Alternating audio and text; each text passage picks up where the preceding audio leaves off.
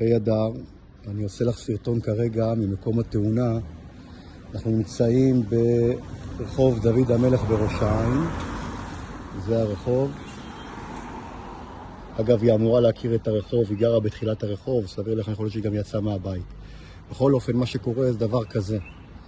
היא עצרה פה בעצור הזה, היא עמדה פה, אני עמדתי מאחוריה. באיזשהו שלב היא רצתה לפנות פה ימינה. אגב, שימי לב, אני אראה לך פה את השילוט.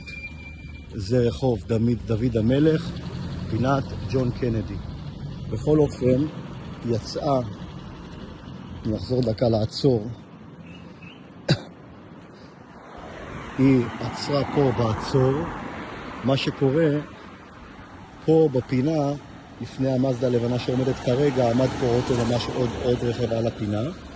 היא יצאה לאזור הזה, ובשלב הזה שהיא יצאה לפה בערך, היה לה רכב שבא ממולה. שיכולה לראות פה שהרחוב הוא יחסית רחוב צר ולא רחב מדי.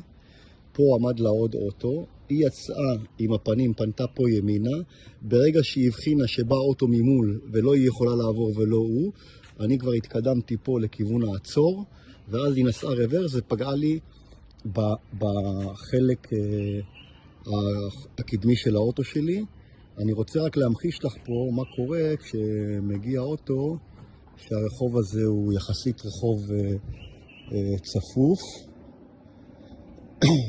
שימי לב, אנחנו נמצאים בתוך העיר, אין פה יותר מדי תנועה כפי שאת רואה, אבל באותה נקודה הגיע לה פה רכב ממול. הנה מגיע עכשיו רכב פה בעצור, הוא עושה את אותה פעולה, אנחנו נמחיש איך הוא נוסע פה, ואת תראי, את רואה, הרחוב הוא יחסית די צפוף, כך ששתי רכבים לא יכולים לנסוע אחד מול השני, או בכל אופן קצת צפוף לנסוע אחד מול השני. תודה.